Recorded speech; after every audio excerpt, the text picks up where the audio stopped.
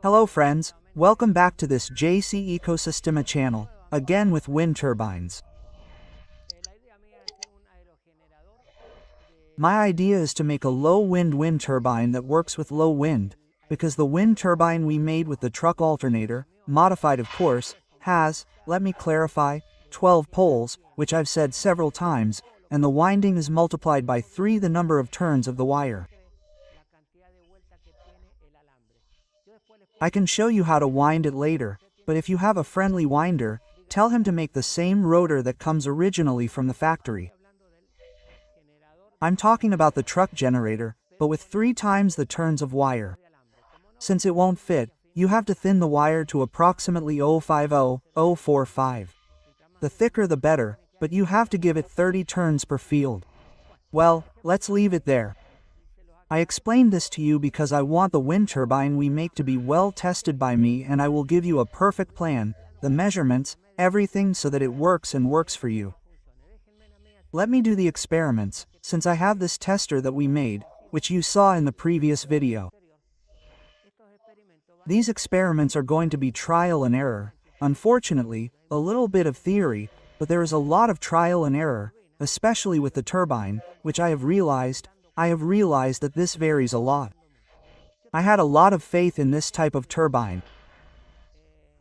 Hey, remember that we did it with a small sheet of paper instead of 4. Instead of 4, I made it with 3.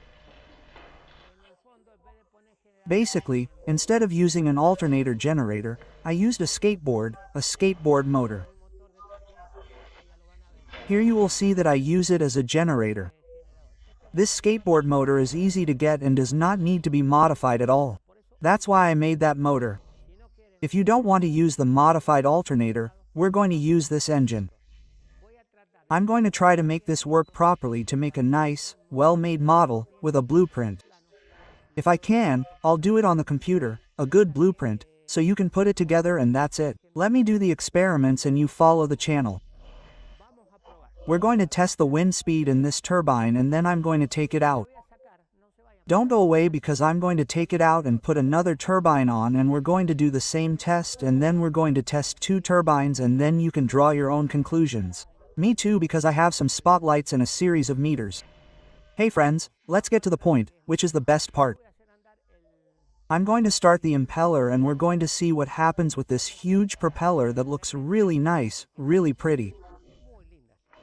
Well, by the way, I'm going to cool off because it's crazy hot here. That's where it started working. I have an acceleration ramp because since this is so heavy, if it started quickly, as I already told you, it would be quite a complicated problem.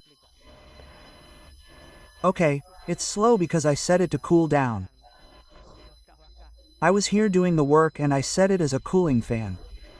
I have to increase the speed. When it starts working, it might not feel good. I'm going to see if I can take off the microphone and measure the wind speed. I bought a wind speed meter with this to have the most accurate data possible. Look, there it is spinning. With no wind, it's spinning. This is very nice, very interesting. I'm going to put it in front. Okay, it stopped there. I'm blowing on it. Okay, with the wind it's spinning. Okay, here it shows 0 meters per second. 1 meter per second is the wind that is spreading. I want it to come out well on camera. Okay, it will have changed by now. Okay, I'm going to start accelerating to 3 meters per second. I have it halfway marked and we're going to see the result of the super turbine. There it is spinning. Show the turbine.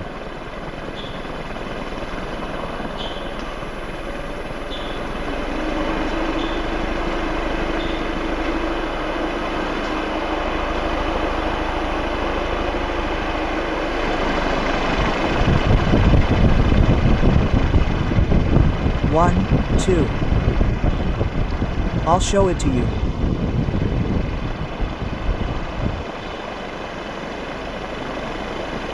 complicated here because the wind has to hit it and the camera has to record it at 2 meters per second, but it should be at 3. There it is.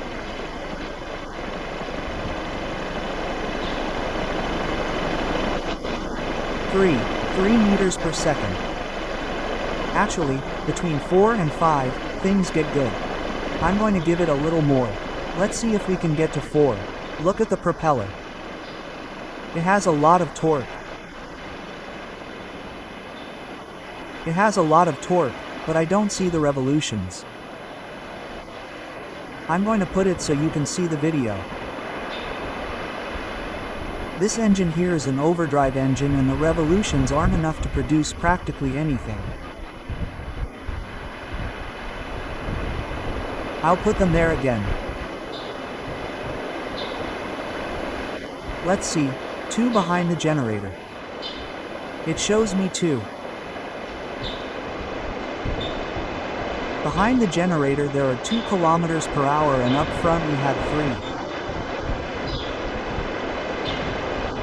It's normal for speed to be lost because that's the energy I'm taking.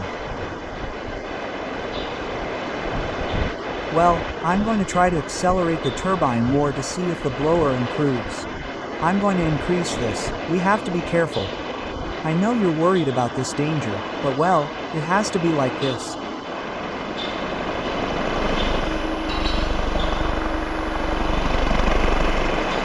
Let's see, take the variator.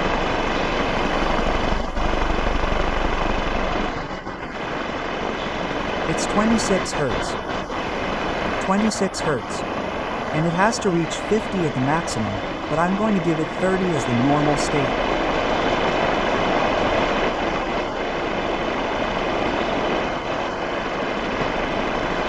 There I am at 30, the 289.30. There it is.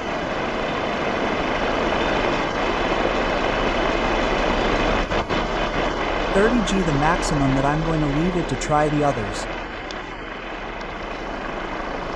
Well, so that you can feel it well, I'm going to take it in my hand to the microphone. I'm going to approach the turbine carefully. Well, in my way of thinking or seeing it, it's not successful because although it's very bulky, very spectacular, but I don't see that it generates speed. I'm going to lower the revolutions of the blower.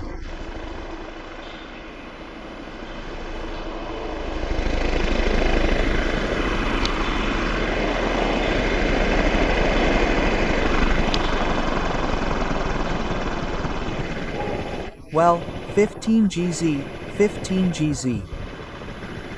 I'm going to lower it more.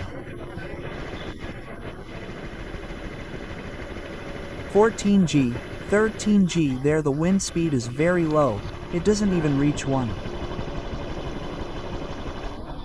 I measure it, there it is 1. I'm measuring it from the side and from the back because it's supposed that the air that comes in here is the same as that which comes out in the front. At 1 meter per second, almost nothing. I don't really see if it's meters per second, 1 marks it. You can finish the measurement there that says meters per second Ms. Well, I'm taking it from behind, but it's basically the same because if the air that enters here is the same as that which comes out on the other side. There it has reached 2 meters per second. At air temperature it's 32 GR, because it also shows me the air temperature. That's very important because with the air temperature, if it's colder, it's heavier, it has a greater effect. Well, I'll tell you that the fan doesn't want to work at this speed anymore. I'm going to raise the frequency a little now.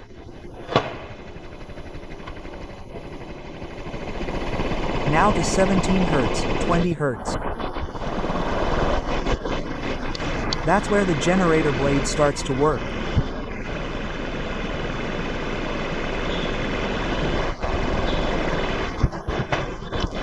Well, from my point of view it's a failure. I prefer it to spin faster at the same wind speed. What am I going to do now? I'm going to dismantle it and put 3 blades on it. What happens when it has such a large surface area? When this starts to spin, it also slows down, it becomes a brake. I'm going to reinstall the microphone where it has to go. Let's see, it has to go up. Here this part becomes the brake and this part pulls. So it's compensated because at one moment this tends to run like a fan and at another moment like a receiving windmill. We have to balance so that the reception is greater than what it emits here. For that reason, this model has no revolutions. I'll just disassemble it, I'll dismantle it completely, and I'm going to put 3 blades and we're going to do the same test with the same wind speed and everything. I'm going to disassemble it with the blades. I didn't like this. Very few revolutions, although it starts from the bottom, but it has no revolutions. And unfortunately I'm eliminating the revolutions with the number of poles, but there comes a time when I need revolutions, and if not, I have to use, as many have commented, a multiplier.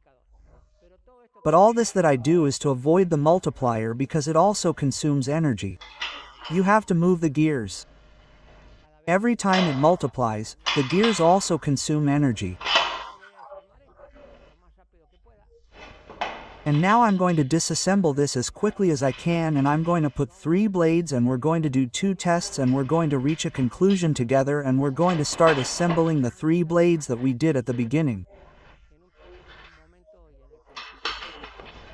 Actually, 2 would be even better because with 2 blades you have more revolutions.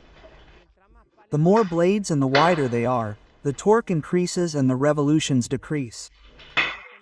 And at this point, with this engine, you have to find a balance between torque and revolutions. Now I'm going to show you how the adaptation is made on the engine. There, I took it out. I'm going to show you the generator itself. Press it with a screw that presses down here, closing.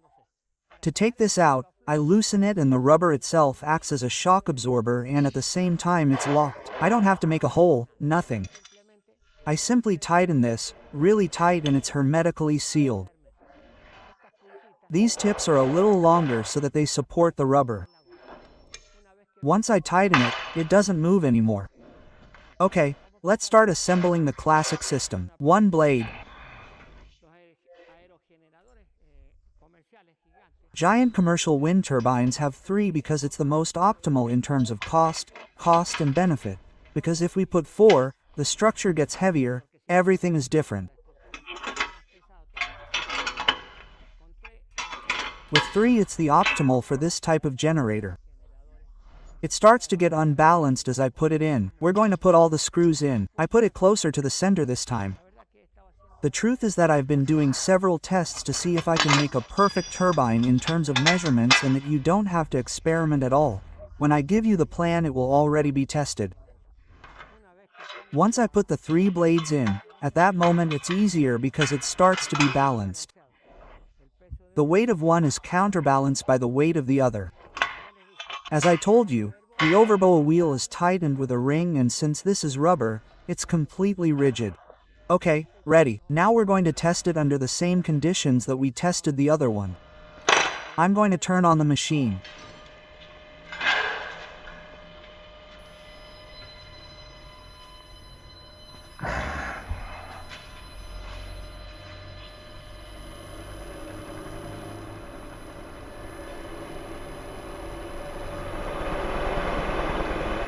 (20, 30 Hertz).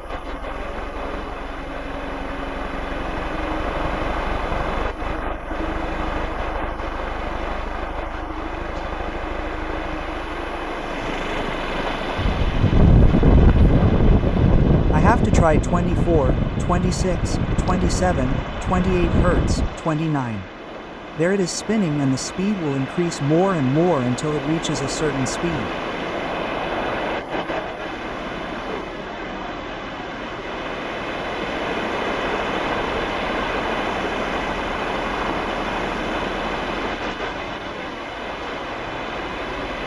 Ah, look, there it started to generate.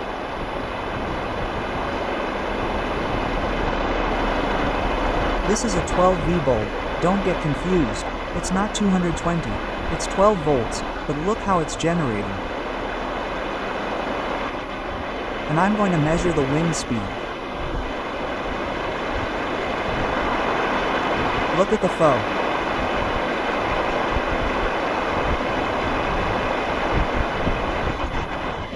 In short, 3 thin blades saw more results than what we're seeing. If I put a heavier bulb, I don't know if it'll work. Let's see, I'm going to connect it here. Oh, which one would it be? Let's see. Negative. This one, there it is, look. A heavier bulb. It turns on less, but it's heavier.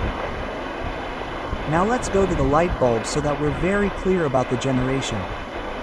There it is. I'm going to increase the wind speed.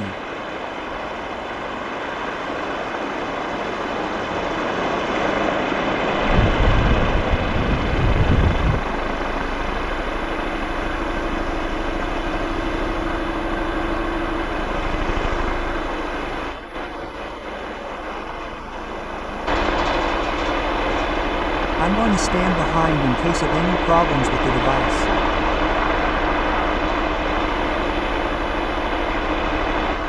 The sofa starts to turn on again when it reaches a certain speed. Well, I missed the revolution meter. I'm going to do the next tests by measuring the revolution. Let's go back to the speed here.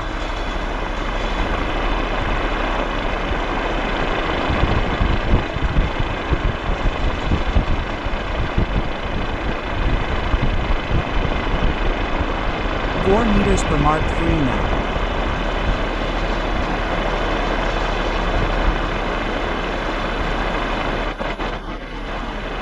But because I want to bring it to the camera side. Why don't you stand behind the machine?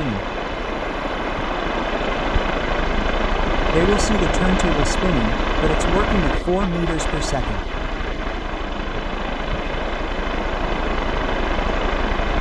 This is important because I'm measuring. Look how the light turns on. It's 12 versus LED, of course, LED and 12V. Well, now we're going to do another test before the video ends. We're going to do another test.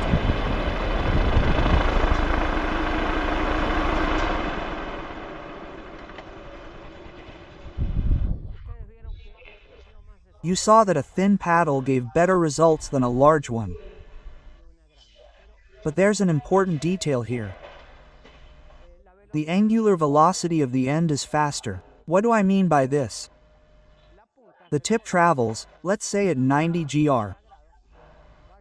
It's going to travel a quarter of a circumference, which is approximately 80 centimeters, and here it's 10 centimeters. It means that here the speed of the blades is lower than the speed at the tips.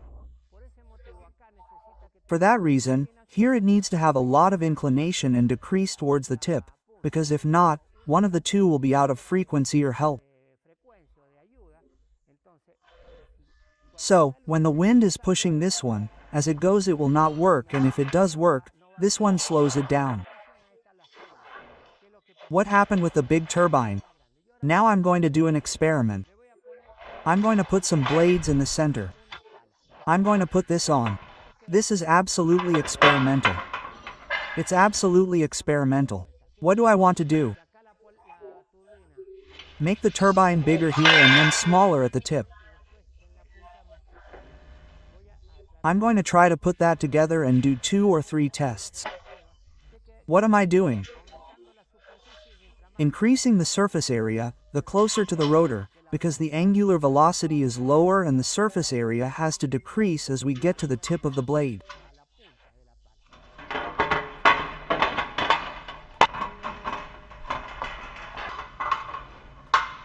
What did I do now? You may think it's strange, but I made a combination. Put many surfaces close to the radius of itself, the radius of the circumference, and as it moves away less. Why? I already told you, because the angular velocity of the blade is greater here than here. Here it is slower, the circumference is corrected in less time, and this is lighter. Well, let's put it with the same conditions at between 3 and 4 meters per second and let's see if it improves. Now I'm going to start it up.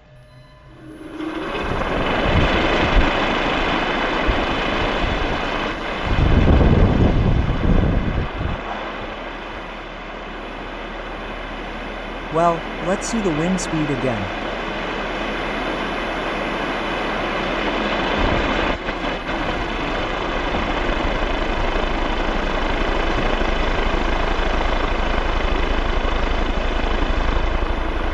Ah, 4 meters per second. Look, it's a little unbalanced.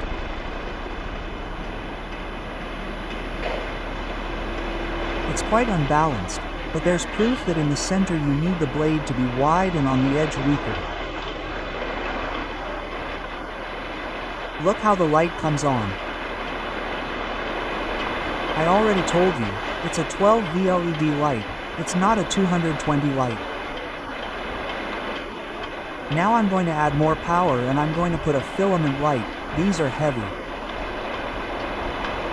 There it is. It needs a little more, but look, it takes it.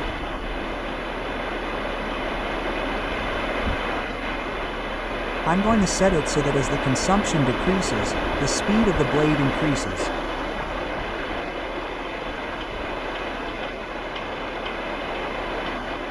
It's working at 4 meters per second and it's generating quite well. The important thing is an overwar motor generator. What is overwar? It's a skateboard and you don't have to modify anything. In the case of the other truck generator, it did have to be modified, and what happened? Some people weren't going to be able to modify it. But as I said, whoever wants to modify the truck generator has to turn it around, which has approximately 30 to 35 turns on each coil in the truck generator, and put 2 magnets on it as shown in some of the videos. I think this is the model. I'm going to finish this model. It moves because it's unbalanced. There are basic things that I'm not going to tell you now, such as the balance, and that's what I'm going to lower the speed.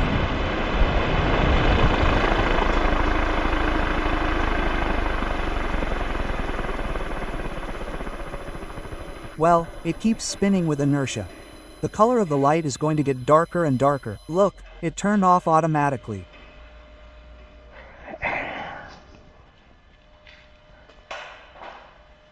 What have we verified? At the same wind speed, we have more performance here because the engine or the generator has a higher revolution rate, and it is essential that the blade is wide near the center and thinner towards the ends, right? In other words, what you see here is no good, but I'm going to make a blade that has this shape, like this, like this, like this, continue until here, and thin. And I assure you that I'm going to balance it. I'm going to do it well, and if it works well, I'm going to take voltage and amperage measurements, and at that moment I'm going to make a plan for you to repeat. You don't have to wind anything with this model. You put it in and the problem is solved. Friends, give it a like, keep watching the videos because they are very interesting. We're going to make a couple more videos about wind energy. We're going to take advantage of the meter, and we're going to take advantage of turbine designs. Until next time, and thanks for following us.